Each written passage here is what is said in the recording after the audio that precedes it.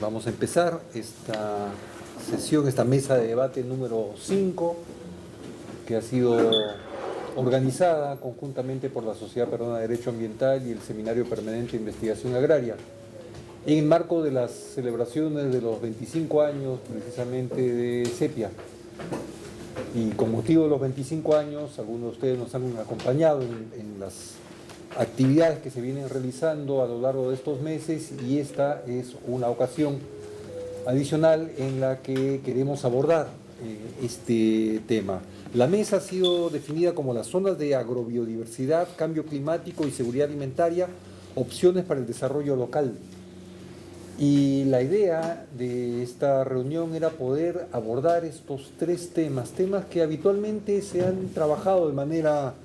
separada. Ha habido gente que ha estado trabajando, viene trabajando muy seriamente sobre la agrobiodiversidad, otros más sobre el cambio climático y algunos mirando la cuestión de la seguridad alimentaria. Entonces el objetivo de esta reunión es poder discutir de manera conjunta estos tres temas que evidentemente tienen vinculaciones entre sí, y ver entonces cuál es el rol ahí, las posibilidades, la potencialidad de la agrobiodiversidad para enfrentar estos dos retos, como son el del cambio climático y la seguridad alimentaria. Para esta reunión, el programa que tienen todos ustedes en la mano contempla 3 exposiciones. Vamos a empezar con Alejandro Argumedo sobre el Parque de la Papa, un ejemplo de zona de agrobiodiversidad, que hablará por media hora. Luego esperamos a Manuel Cigüeñas, de INIA, que nos debe hablar sobre los avances en la investigación sobre zonas de agrobiodiversidad y seguridad alimentaria, algunos aportes desde el proyecto de conservación in situ. Y finalmente, Manuel Ruiz, de la Sociedad Peruana de Derecho Ambiental, que me acompaña aquí a la derecha, nos hablará durante igualmente un breve tiempo sobre el contexto político y normativo de las zonas de agrobiodiversidad.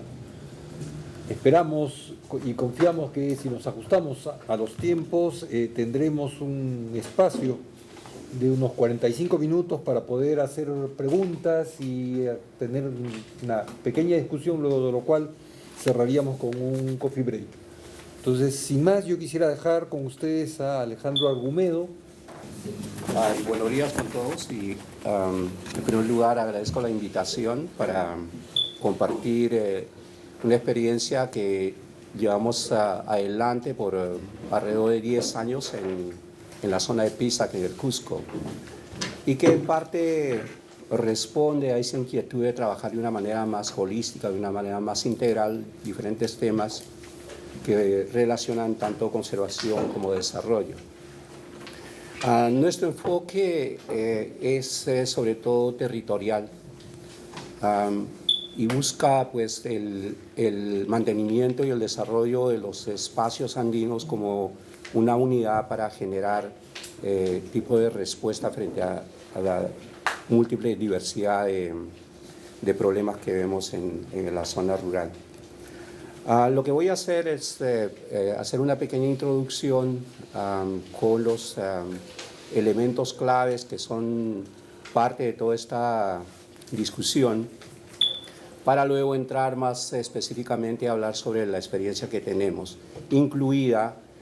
nuestra participación cercana en el desarrollo de un sistema regional para la conservación de la agrobiodiversidad en el Cusco, que contempla el establecimiento de zonas de agrobiodiversidad. Bueno, como ya todos sabemos, la importancia que tiene la cultura andina en el manejo, domesticación de toda la diversidad o agrobiodiversidad y biodiversidad en toda la región, y su importancia para la seguridad alimentaria, las prácticas mismas ancestrales, tecnológicas y de conocimiento, que son producto pues, de una convivencia con nuestro medio. Tenemos miles de años viviendo con el fenómeno del Niño, entonces nuestro entendimiento y respuestas frente a eventos extremos es bastante rica, para decirlo de menos, y que pues puede ofrecer ofrece posibilidades para responder frente a los cambios bruscos que estamos viendo en estos tiempos. Las múltiples tecnologías y estrategias que ya todos muy bien conocemos se siguen manteniendo pues, vigentes o son vigentes en toda la región y que sin embargo, pues en los últimos 10 años, 15 años están viendo afectados o impactados por lo que hemos o se ha puesto o se ha denominado cambio climático. Aquí quizás vale la pena subrayar que el tema del cambio climático también tiene una dimensión cultural que es muy importante y que pues en realidad no refleja toda la complejidad misma de este fenómeno. Los cambios siempre han existido, los procesos particularmente en nuestra región han sido muy dinámicos, pero lo que estamos viendo ahora es una cuestión externa que es antropogénica y que pues refleja o responde a toda una estructura socioeconómica y cuya problemática todos entendemos. Es el petróleo barato, el tipo de modo de producción y el modo de consumo que es el principal problema y que los principales o los sectores más impactados son los que supuestamente son los más vulnerables, pero que siguen manteniendo una gran biodiversidad y un conocimiento rico frente a esto, que son los pueblos indígenas,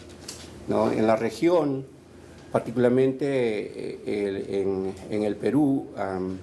son los pueblos de las zonas altoandinas los que tienen un mayor o están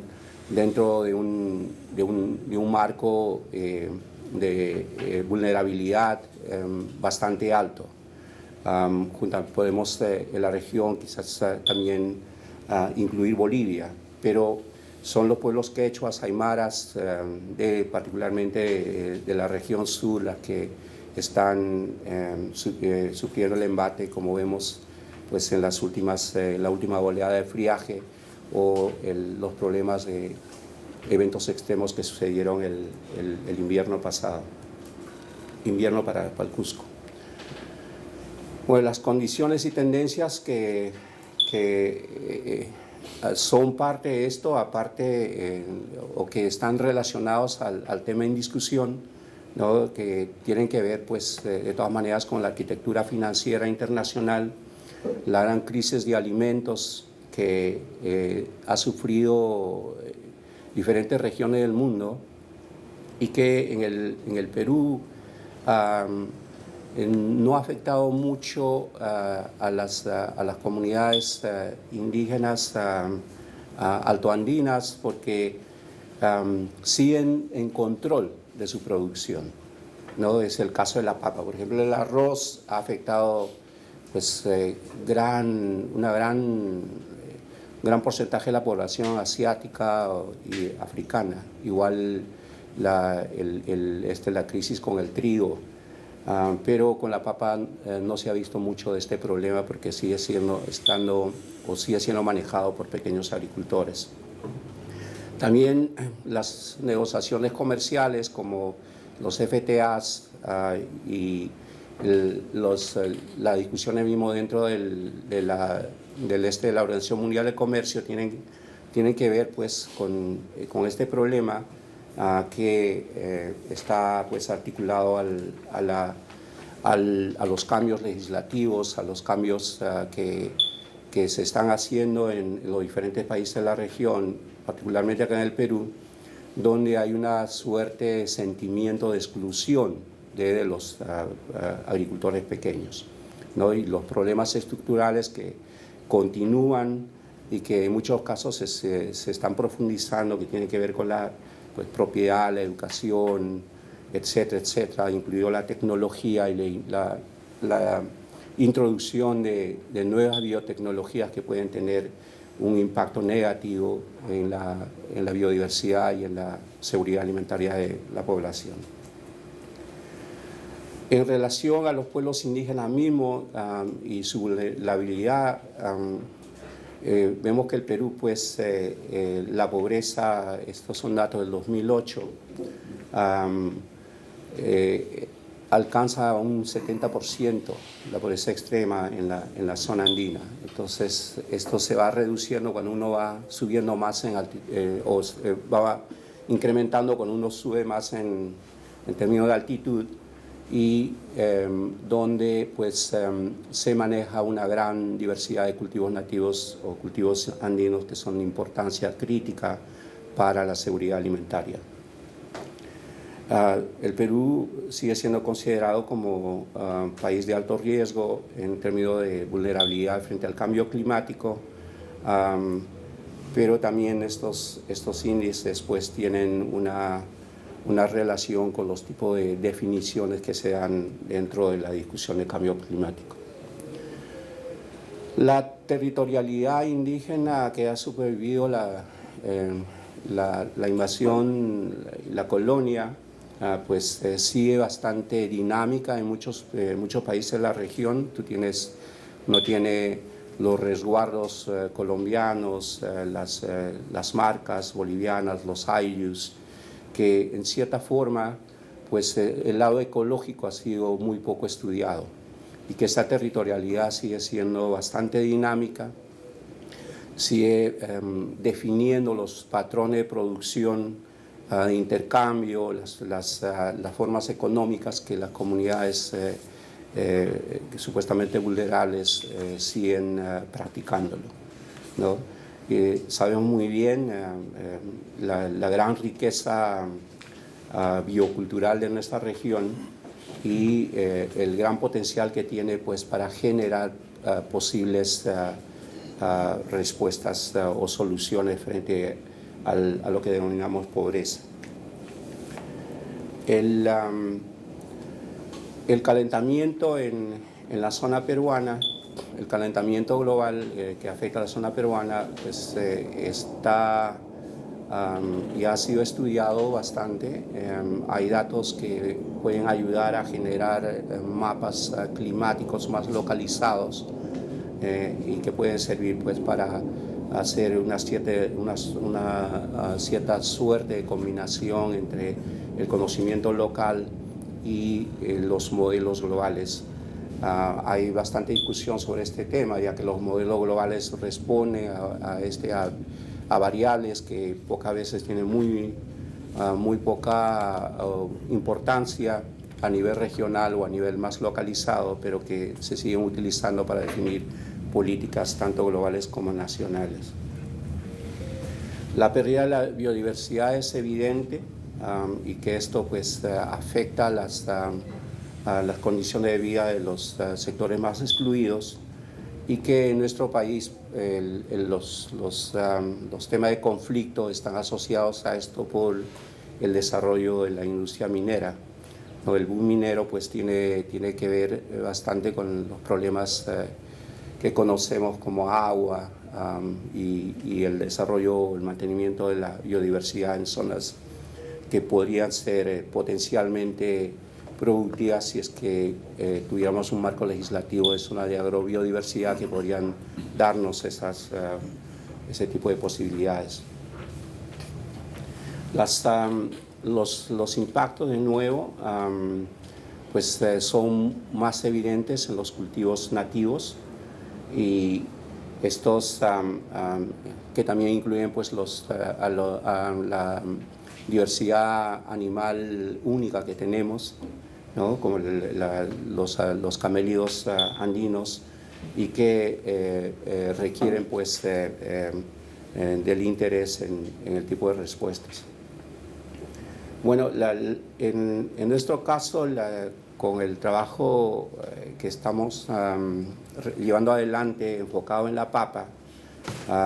como una especie de bandera para crear una suerte de interacciones entre los diferentes elementos que tiene el ecosistema, pues vemos cómo los cambios en la temperatura están afectando bastante, y vemos cómo gradualmente las papas siguen subiendo en altitud, ¿no? Esto ya está, es evidente, ha sido documentado y que sirve pues como una línea de base para hacer trabajos de adaptación. En este sentido, estamos colaborando tanto con el Tratado Internacional de la FAO, un proyecto del Banco Mundial, el Centro Internacional de la Papa, para ver cómo podemos usar los conocimientos ancestrales en una continua adaptación de papas nativas utilizando las técnicas más paisajísticas o ecosistémicas para crear una continua resiliencia del sistema mismo. El Parque La Papa tiene ya una historia de unos 10 años, ¿no? Está ubicado en la zona de Pisac. Es un área de alta diversidad de papas nativas y es una asociación de 6 comunidades que libremente pues, se juntaron para establecer un área que le podemos llamar de conservación dedicada a la papa como símbolo, pero en realidad es una continuidad de la territorialidad ancestral nuestra, que es el ayu, donde pues el ayu de la salja o lo no domesticado, el ayu de los runas o los hombres y todo lo domesticado, y el ayu de las huacas o todo lo sagrado, los ancestros, vienen a ser una interacción continua y dinámica y a todo nivel. Y esto pues a nivel espacial da un marco conceptual bastante rico para trabajar una propuesta de conservación que sea mucho más integrada y que pues vea las partes económica, social, de gobernanza, de conservación y de políticas. Nuestro marco conceptual también nos ha proveído conceptualmente una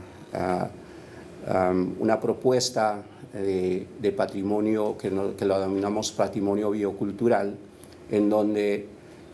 nos permite que el acercamiento que hagamos a los diferentes trabajos dentro de esta zona pues no divida o no separe los aspectos culturales con los aspectos biológicos, ya que estos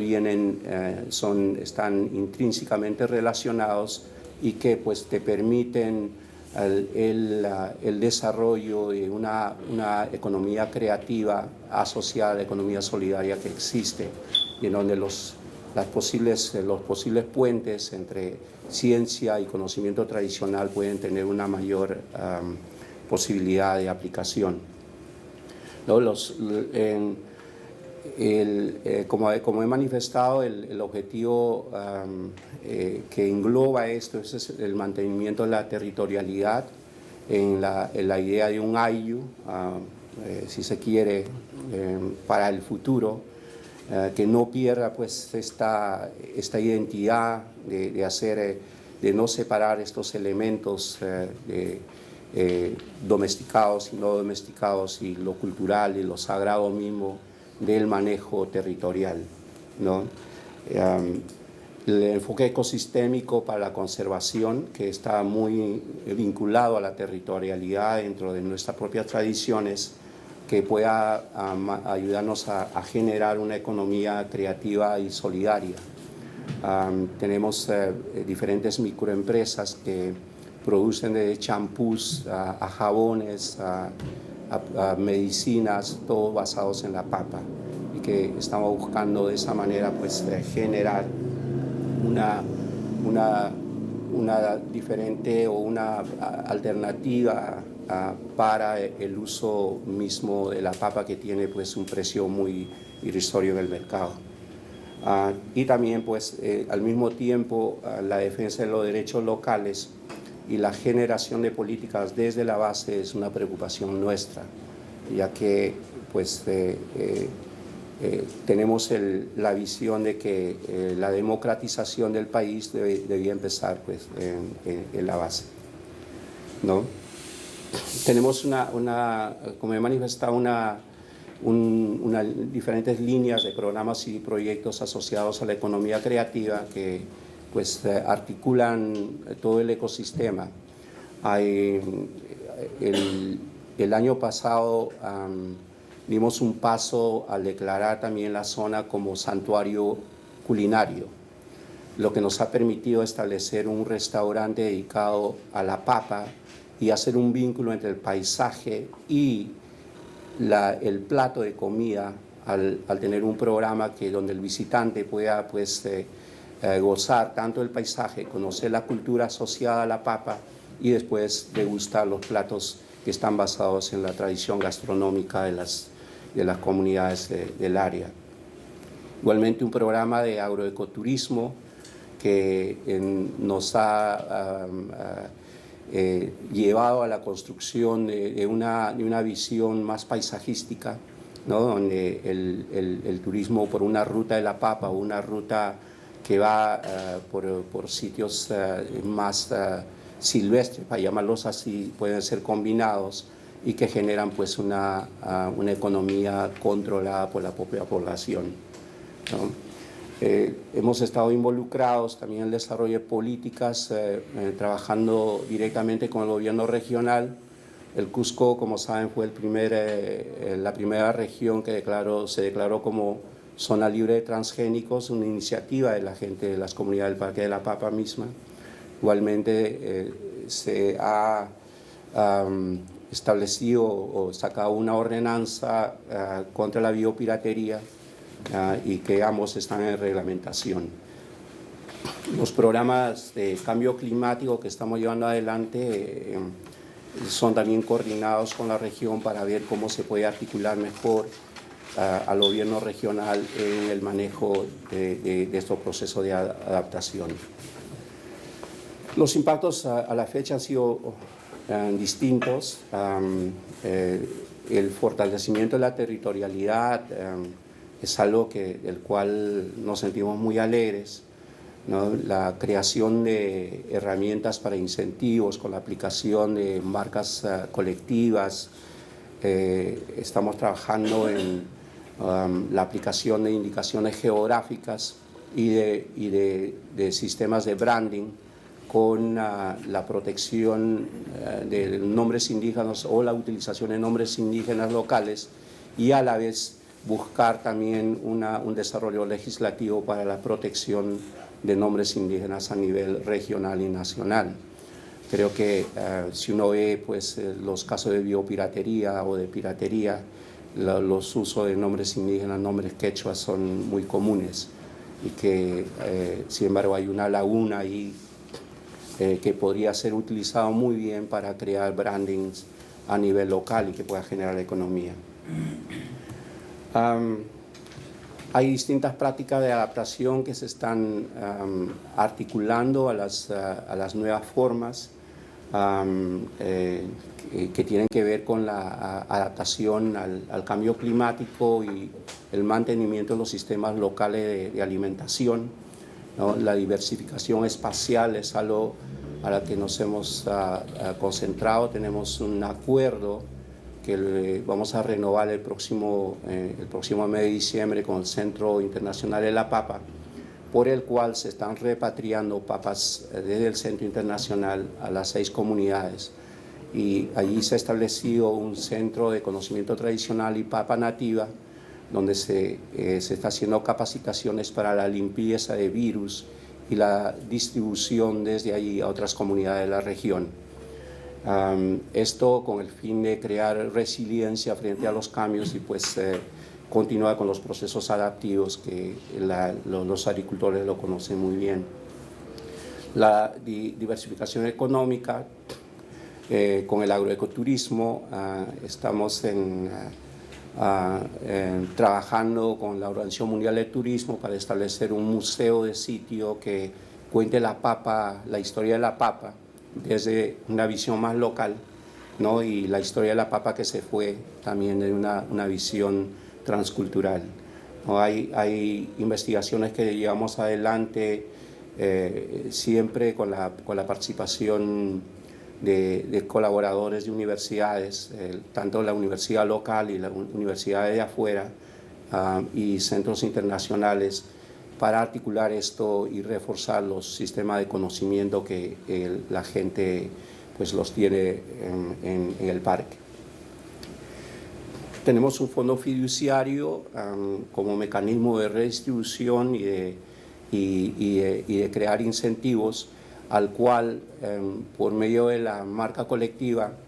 hay una especie de impuesto, y que todos los que usan esa marca pues contribuyen a este fondo colectivo. La visita de turismo, las ventas de productos de papa, pues todos son grabados, para llamarlo así, y al final del año las ganancias que entran a este fondo fiduciario son repartidas entre las 6 comunidades de manera equitativa. Estamos trabajando también una propuesta sobre derecho del agricultor, una propuesta que la estamos levantando al Tratado Internacional de la FAO, para que se reconozca el rol que tienen los agricultores en el mantenimiento de un rico pool genético, que es pues patrimonio nuestro y que pues debería ser compensado de cierto modo. Estamos en este momento haciendo los estudios, tanto técnicos como legales, para ver qué forma podría tener esta propuesta. Como les había manifestado, hemos ya 3 años que venimos trabajando con el gobierno regional en la implementación de zonas de agrobiodiversidad dentro del marco de la ordenanza 010, que establece al Cusco como región libre de transgénicos, ¿no? Y esto se ha hecho dentro de una estructura que incluye a todas las instituciones relevantes, gubernamentales y no gubernamentales relevantes del Cusco. Se ha formado una comisión técnica y desde donde se viene trabajando esta propuesta en coordinación con la Gerencia de Medio Ambiente del gobierno regional. Esperamos continuar este trabajo con el gobierno entrante, y que pensamos concluirlo, ya que la partida presupuestal había sido aprobada y este es un proyecto que va a continuar.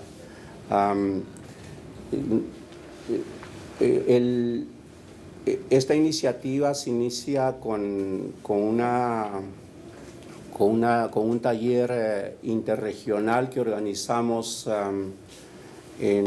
hace 2 años, que incluyó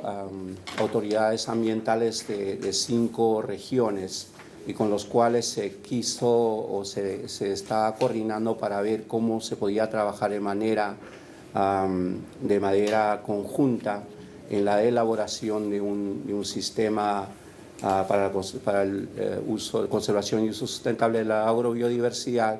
que pueda también reflejar los intereses y las necesidades de las regiones. Este taller se realizó en noviembre del 2007, ¿no? A invitación del gobierno regional del Cusco y con participación también de la SPDA y otros organismos que estaban apoyando el proceso. Hay el sistema propuesto y que se está llevando adelante, pues contempla diferentes niveles de acción. Si alguien está interesado en el proyecto mismo que se desarrolló, podría proporcionarle la propuesta como está ahora, ¿no? Bueno, creo que mi tiempo está llegando, pero solamente para dar algunas conclusiones. He estado cambiando de slides, que todo sea descuadrado. En estos momentos estamos trabajando también en el establecimiento de una ruta agrobiológica, para llamarlo así, de diversidad biocultural, que lo llamamos la Ruta Cóndor, en el cual estamos uniendo algunos puntos de interés dentro del Cusco y que nos pueda llevar pues a la implementación más de corredores que estén articulados a adaptación al cambio climático y seguridad alimentaria. También se ha trabajado en este marco el establecimiento de bases de datos junto con la región y la colaboración del Centro Internacional de la Papa, llegando a la utilización de estas fórmulas como quipus para representar a nivel molecular pues las diferentes características que tienen las variedades que tenemos en la región, ¿no? Para finalizar, pensamos y de nuestra experiencia pues que si es que se usan las propias estructuras que siguen siendo fuertes y ricas como una estrategia de generar zonas que puedan vincular la agrobiodiversidad con los sistemas de gobernanza locales y los procesos mismos de conocimiento e información que se mantienen en la región, creo que podríamos pues,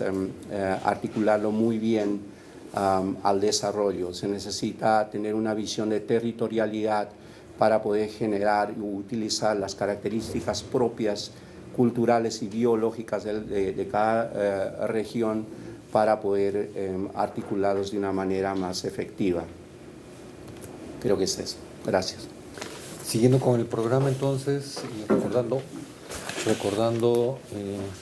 que el mismo contempla 3 presentaciones y luego un espacio para las preguntas y discusiones. Vamos a seguir con la segunda exposición. En este caso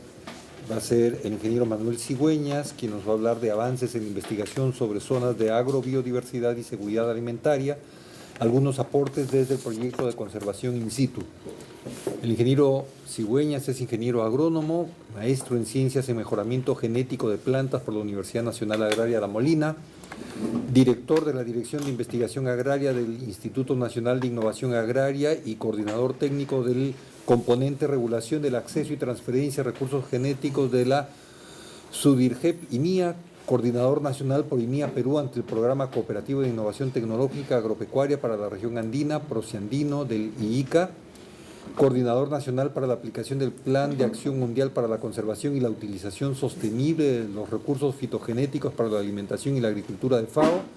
y punto focal Perú para el Tratado Internacional sobre los Recursos Fitogenéticos para la Alimentación y la Agricultura. Dejamos al ingeniero Cigüeñas para que igualmente por el espacio de 30 minutos como máximo nos pueda hacer su presentación. En el tema de conservación in situ,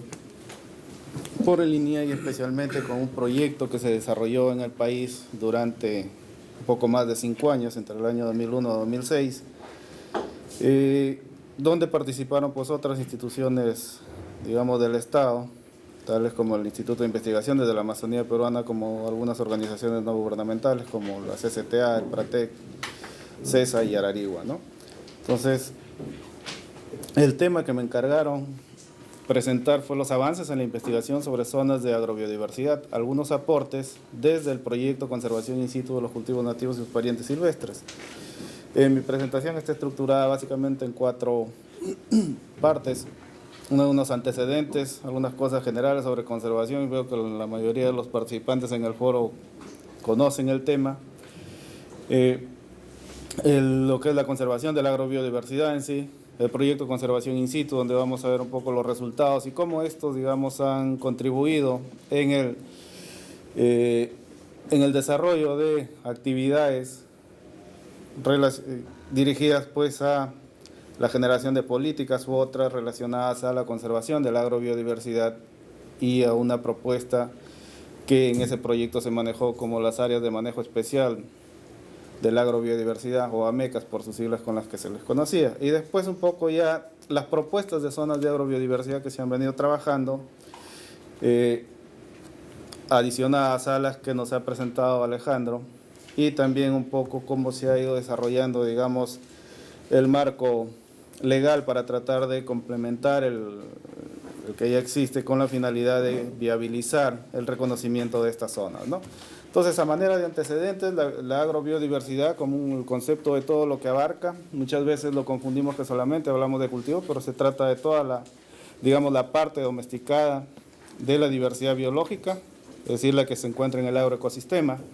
incluido pues las plantas, animales, hongos, microorganismos, componentes biológicos, el suelo mismo, el agua, el clima, y además las dimensiones económicas, culturales y sociales, ¿no? Entonces, vuelto a los genocentros, creo que esto ya no es necesario mencionarlo, ¿no? Hoy te puede rescatar la parte de lo que corresponde a la región andina, en este caso en Latinoamérica, ¿no? La riqueza de Perú, que muchos lo conocemos, este reporte de 182 especies de plantas domesticadas y 5 especies de animales domesticados. Acá falta la cochinilla, que también fue domesticada por nuestros antepasados. Y además, pues, la región andina ya de Perú, con la riqueza de tanto en diversidad como en variabilidad dentro de cada una de estas, ¿no? Expresadas en los diferentes cultivos nativos que los conocemos, como también en aquellos ya naturalizados, ¿no? Que fueron introducidos hace muchos o hace cientos de años y que han generado una variabilidad considerable en el país, ¿no? Y la cultura asociada a esta riqueza, digamos, biológica, favorecida pues por la configuración geográfica que tiene nuestro país, de esa variabilidad de zonas de vida naturales y de, digamos, aquellas intermediarias en estas, ¿no? Había puesto también un poco para resaltar la importancia de la diversidad biológica y en este caso de las especies domesticadas expresadas por las nativas del Perú, que son usadas para, digamos, las diferentes actividades productivas en el país, ¿no? Como en ganadería, por ejemplo, y este es de unos estudios que se hicieron casualmente a raíz del desarrollo de la Estrategia Nacional de Diversidad Biológica, que se reporta pues del 95% de la ganadería, por ejemplo, recurre a pastos nativos, el 65% de la producción agrícola está basada en recursos genéticos nativos, es decir, en especies nativas del país, el 99% de la industria forestal emplea bosques y afines, y especies nativas, perdón, y también que toda esta, digamos, esta riqueza, especialmente cultivos, abastece el 60% de alimentos para nuestra población, ¿no? Entonces, en lo que es conservación de la agrobiodiversidad, los especialistas saben que hay dos estrategias principales, o dos modos de realizarle esta: la in situ, que es en su medio natural, donde han desarrollado estas especies sus características particulares, y la ex situ, que fuera ya de este medio, ¿no? Entonces, sí que estas son complementarias porque a la final lo que se busca es la conservación y el aprovechamiento de estos recursos para beneficio de la humanidad y en este caso de nuestras poblaciones locales. Se me ha pasado la diapositiva anterior. Entonces, en conservación ex situ, diferentes instituciones en el país desarrollan esta actividad. El INIE es uno de los principales, digamos, tiene una colección conformada por 35 colecciones nacionales, son ahora ya 205 especies y algo más de 17.000 accesiones, ¿no? Y utiliza pues estrategias tanto de conservación en campo para aquellas que tienen ya sea semillas recalcitrantes y para aquellas o de propagación vegetativa, y en cámara fría para aquellas de semillas ortodoxas, ¿no? O in vitro para, digamos, especies de semillas recalcitrantes o de propagación vegetativa, pero que ya han cumplido, digamos, que ya han sido caracterizadas y se han identificado núcleos sobre los que se prioriza su conservación. Entonces, la in situ, como una conservación que viene siendo desarrollada pues desde hace milenios por nuestros agricultores, especialmente por las comunidades, especialmente en la zona andina, y digamos desde el punto de vista ya del científico continental, en el año 67 ya se comienza, digamos, un poco a mencionar, a reconocer este tipo de conservación, cuando un investigador, Kuskuk, menciona pues que se debe conservar material fuera de su lugar donde se ha desarrollado, pero siempre manteniendo, digamos, áreas donde se conserve esto in situ. Y Bennett, otro investigador, comenta que esta estrategia pues permitiría que el cambio genético, es decir, que continúe la parte evolutiva de estas especies, se mantiene cuando está in situ, mientras que cuando se conserva ex situ se mantiene de una manera estática en el tiempo, ¿no? Como les mencioné, la conservación in situ realizada pues, por los agricultores y comunidades desde tiempos ancestrales, ¿no? Y ya algunos trabajos de investigación, digamos, tratando en el país de rescatar este tipo de conservación que hacen las comunidades y los agricultores, ¿no? Ya, por ejemplo, en la década del 80 se desarrolló este proyecto de investigación en sistemas agrarios andinos. El doctor Mario Tapia se encuentra acá, fue quien lideró este proyecto, que focalizaba el rescate de tecnologías tradicionales, los cultivos nativos, entre otras cosas, ¿no? Por ejemplo, una muestra ahí de los camellones o guaruguaro, que es una tecnología productiva en la región andina.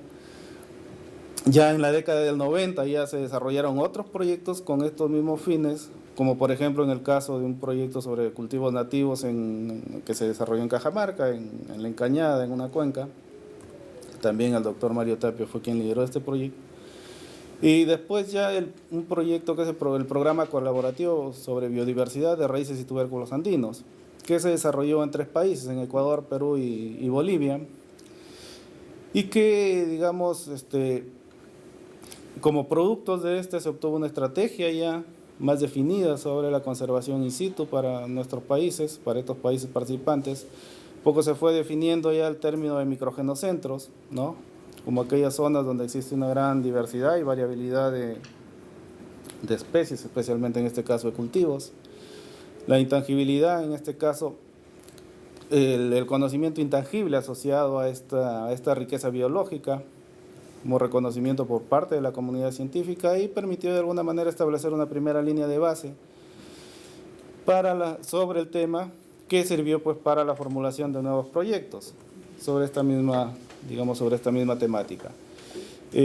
Posteriormente, otros proyectos como el proyecto Monitoreo y Manejo de Variedades de Cultivos Amazónicos, donde participó este consorcio para el desarrollo sostenible de Ucayali, el INIA y Biodiversity International, antes Instituto Internacional de Recursos Fitogenéticos, que priorizó un grupo de cultivos como yuca, maíz, frijol, maní, ají y algodón, y se desarrolló pues principalmente en las regiones Ucayali, Huánuco y Cerro de Pasco, ¿no? Y cuyo fin era pues de alguna manera buscar fortalecer las bases científicas de la conservación in situ de la biodiversidad agrícola del país. Es decir, todo ese conocimiento que tienen nuestras comunidades, nuestros agricultores, aproximarlo más al conocimiento científico, que es el que manejamos los profesionales o quienes trabajamos en centros de investigación o nos dedicamos a la investigación científica, ¿no? Y ya viendo el proyecto sobre conservación in situ de los cultivos nativos y sus parientes silvestres, este proyecto, como les mencioné, que se desarrolló a nivel nacional, donde participaron 6 instituciones, entre instituciones y organizaciones, y que tenía pues buscar 6 resultados, ¿no? El primero era sobre la diversidad, en campo de los agricultores, y se centró especialmente en cultivos, en especies domesticadas, vegetales. El resultado 2, fortalecer las organizaciones. El resultado 3, poco de promover el desarrollo de la concienciación sobre los cultivos nativos, sobre su importancia y sobre la conservación que realizan las comunidades y los agricultores, es decir, la conservación in situ. Buscar el desarrollo de políticas y legislación sobre el tema. Poco ver el tema de mercado, cómo poderlos insertar en los mercados, digamos, convencionales, y desarrollar pues un sistema de información y monitoreo sobre la conservación in situ de los cultivos nativos. La presentación, en este caso les voy a incidir más en el primer resultado sobre la diversidad registrada en campo de agricultores. Y la metodología pues, principal que utilizaron fue mediante una investigación participativa, es decir, el acompañamiento a las comunidades, donde profesionales se integraban a las comunidades para, digamos, convivir con ellos, conocer las diferentes actividades que desarrollan, las diferentes actividades productivas en sus diferentes cultivos, y pues digamos, integrarse en la cultura local, en la cultura comunitaria de estos agricultores, con la finalidad de conocer pues la variabilidad y la diversidad de cultivos que manejan, así como también los conocimientos asociados al manejo de esta riqueza, como también al uso de esta, ¿no? Se hicieron registros sobre cultivos, variedades y prácticas agrícolas tradicionales, usos, organizaciones y sus organizaciones, inventarios sobre los cultivos, variedades y parientes silvestres, asistencia técnica para amenazas de implementación de prácticas innovativas apropiadas a la conservación in situ. En esto se tuvo mucho cuidado en llevarles, digamos, alguna tecnología, pero tomando en cuenta mucho las técnicas locales, con la finalidad de que no puedan, digamos, disturbar estas, no puedan afectarlas a estas, sino que sean técnicas que les permitan mejorar las actividades que ellos desarrollan ya. Y la metodología de investigación, bueno, en el tema agronómico, genético, sociológico y antropológico, ¿no? Entonces, el proyecto, en este caso ya del INIA, se desarrolló en 10 regiones, que involucró a 17 provincias, 21 distritos que fueron designados como sitios objetivo, a 69 comunidades y a 472 familias de agricultores. Se priorizaron 11 cultivos nativos, entre ellos papa, maíz, quinoa, kiwicha, entre otros, y cultivos asociados a estos, cultivos, digamos, de importancia para nosotros secundaria, pero que para la comunidad y para el agricultor siempre tienen primera prioridad por los usos o utilidades para ellos, ¿no? Entonces, en total fueron, digamos, se trabajó en 8 microgenocentros y que comprendió pues desde el altiplano, la costa central, la selva baja, sierra centro, sierra centro-sur, sierra norte y sierra sur, es decir, costa, sierra y selva en este caso. Entonces, como resultados de esto, de las labores de acompañamiento, como les mencioné, que fue un poco la estrategia con que, digamos, se intervino en estas comunidades y en estas familias, se desarrollaron 31 ferias, 58 concursos de semillas, 65 concursos de platos típicos, se realizó el intercambio de experiencias y de semillas entre las comunidades, digamos, participantes de las diferentes regiones. Esto permitió pues construir una representatividad de los agricultores ante los organismos gubernamentales, es decir, promover un poco la organización de estos, pero no al interior de ellos, sino para que tengan mayor presencia en el país y puedan participar en la toma de decisiones cuando se trate de temas relacionados a su entorno, ¿no? Se ha recogido abundante información,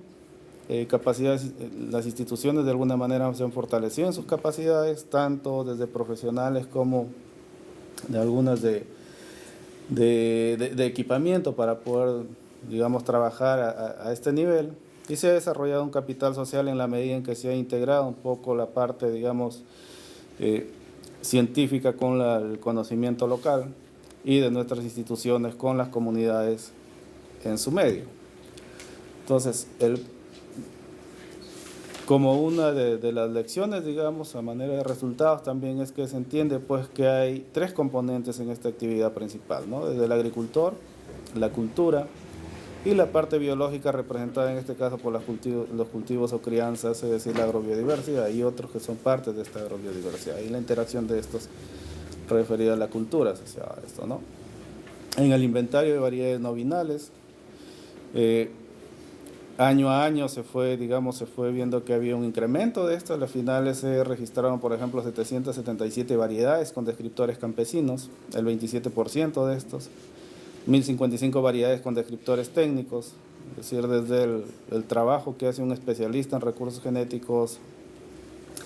de 79 variedades de papa nativa a nivel molecular, trabajos que se hicieron también a ese nivel.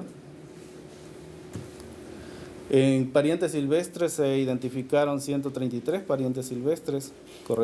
digamos, correspondientes a 22 cultivos nativos en 744 áreas y que se encontraban alrededor de las chacras de estas especies, ¿no? Y que son parte de la agrobiodiversidad y que es aprovechada por las comunidades y los agricultores. Por otro lado, se registraron prácticas agrícolas, de las cuales pues 499 son tradicionales y 38 innovativas, así como tenían digamos, y llevaban a innovar actividades y se difundieron 3 prácticas tradicionales en ese proceso de intercambio o de pasantías o intercambio a través de ferias de conocimientos y de semillas que se realizaron entre las comunidades. 38 tecnologías fueron probadas en campo de los agricultores, 10 tecnologías fueron identificadas, 10 tecnologías apropiadas para la conservación in situ, es decir, que contribuían a esa conservación.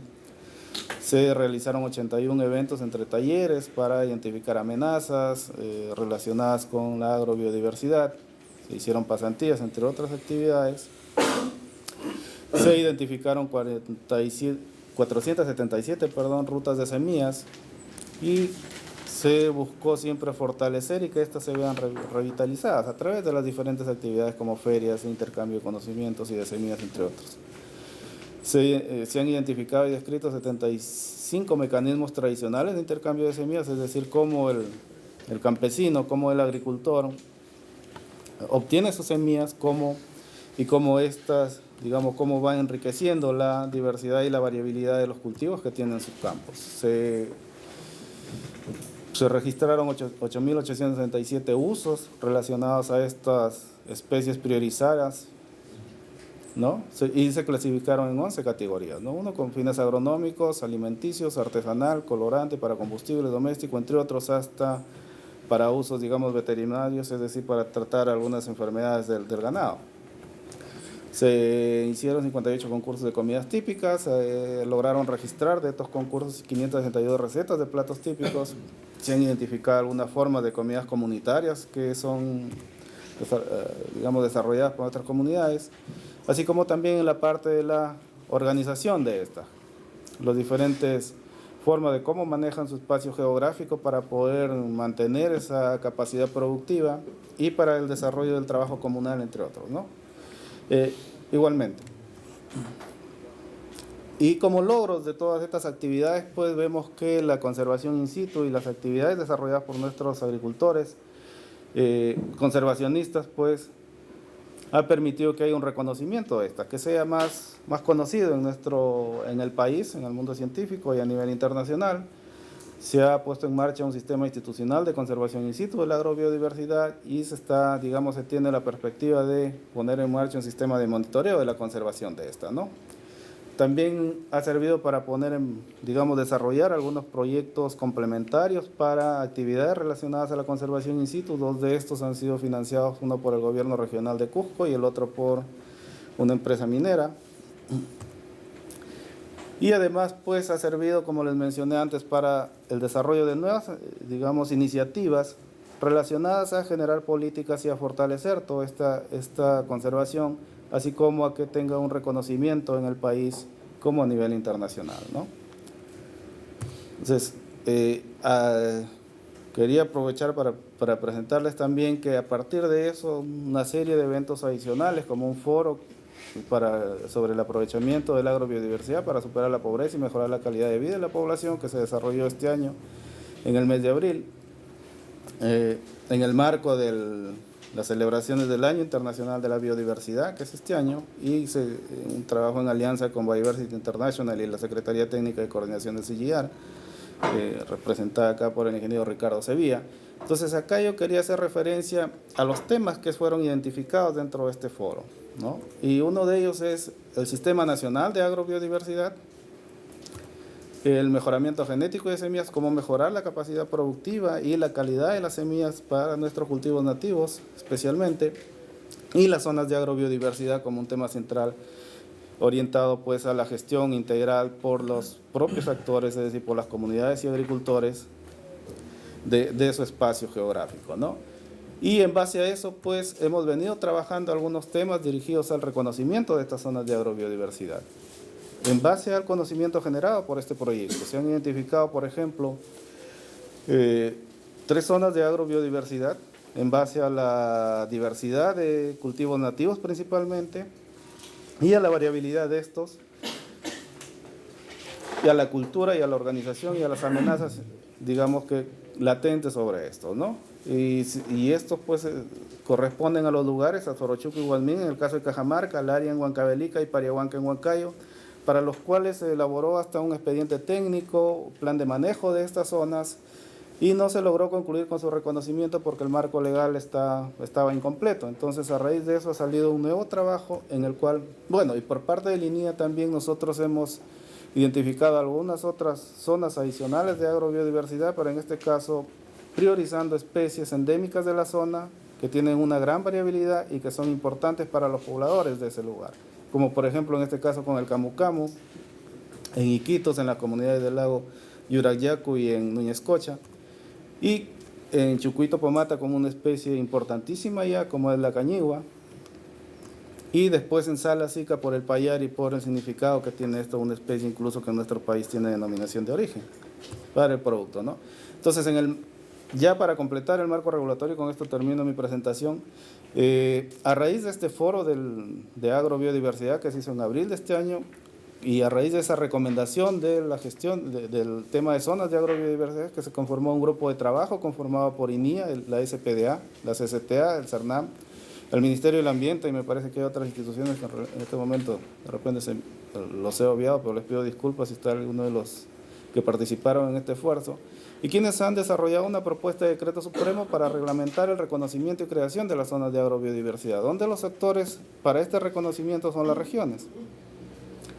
Las regiones, si se define quién es la institución que va a dar una opinión técnica en la medida en que cumplan y las propuestas son gestionadas por las propias comunidades, y